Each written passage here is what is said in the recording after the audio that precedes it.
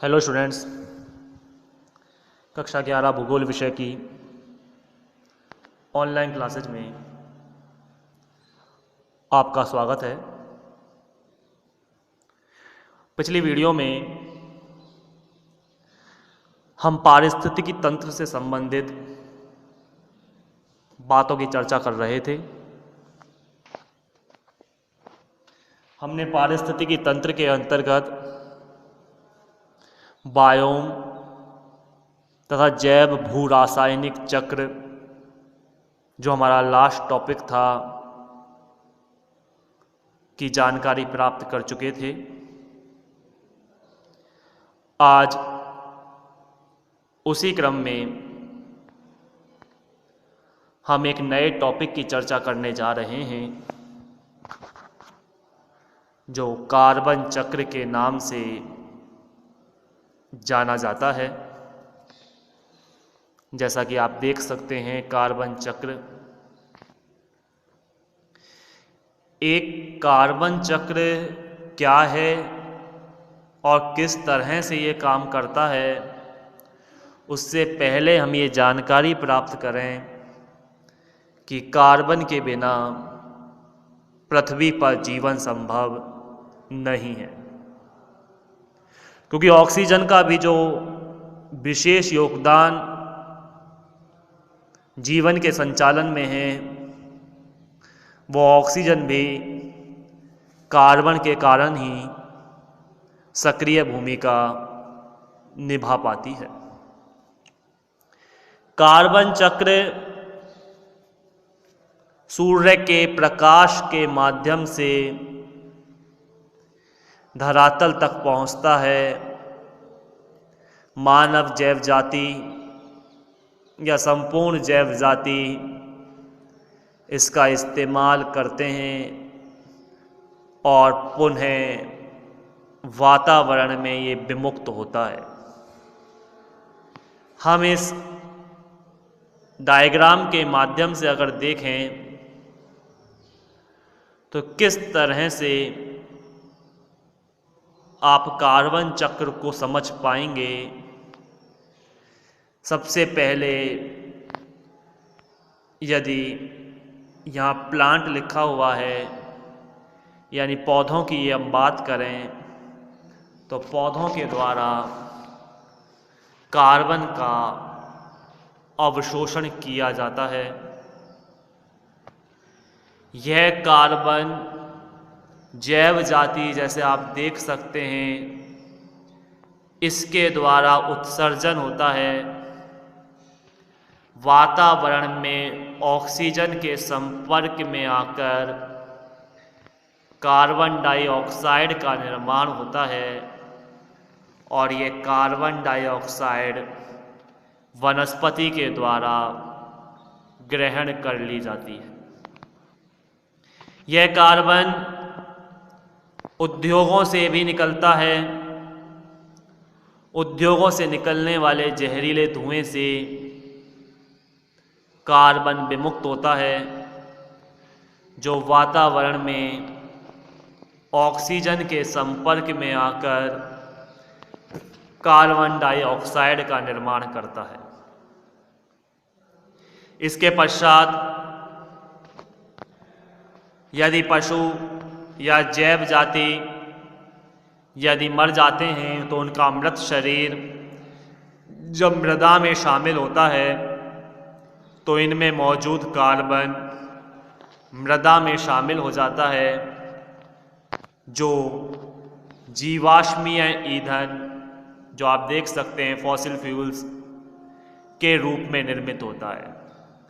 जीवाश्मीय ईंधन अर्थात कोयला, पेट्रोल आदि, और इस कोयला और पेट्रोल का एनर्जी के रूप में अर्थात ऊर्जा के रूप में उद्योगों में इस्तेमाल किया जाता है। उद्योगों में कोयले का इस्तेमाल करते हैं, ईंधन की प्राप्ति करते हैं।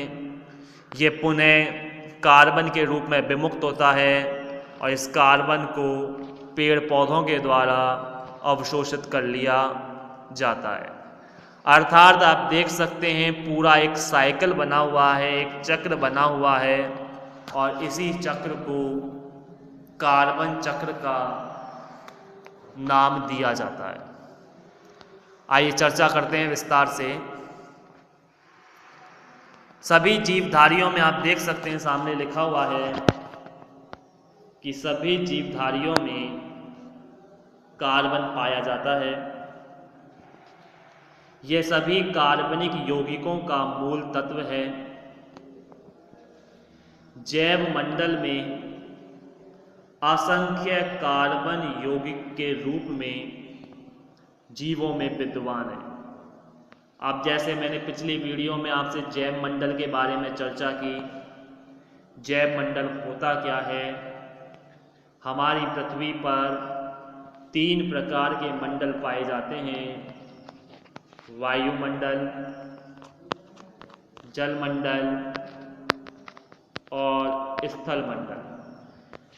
इन तीनों के संयुक्त रूप से जो मंडल बनता है वो कहलाता है जैव मंडल। तो जैव मंडल में असंख्य कार्बन यौगिक के रूप में जीवों में विद्यमान है। कार्बन चक्र कार्बन डाइऑक्साइड का एक परिवर्तित रूप है। यह परिवर्तित रूप पौधों में प्रकाश संश्लेषण की प्रक्रिया के द्वारा कार्बन डाइऑक्साइड के यौगिकीकरण द्वारा आरंभ होता है। इस प्रक्रिया में कार्बोहाइड्रेट्स व ग्लूकोज बनता है, जो कार्बनिक यौगिक स्टार्च, सेल्यूलोज, सुक्रोज के रूप में पौधों में संचित हो जाता है। आप समझने का थोड़ा सा प्रयास करें कि सूर्य के प्रकाश से प्रकाश संश्लेषण की क्रिया होती है। प्रकाश संश्लेषण वह क्रिया है जिसके माध्यम से वनस्पतियां अपना भोजन तैयार करती हैं, क्योंकि इस प्रकाश संश्लेषण की क्रिया के माध्यम से ही कार्बनिक जो यौगिक हैं वो पौधों में पहुंचते हैं, या यूं कहें कि पौधे कार्बनिक यौगिक जैसे ग्लूकोज, स्टार्च, सेल्यूलोज का निर्माण करते हैं और पौधे विकसित होते हैं, पौधों का विकास होता है। कार्बोहाइड्रेट्स का कुछ भाग सीधे पौधों की जैविक क्रियाओं में प्रयोग हो जाता है।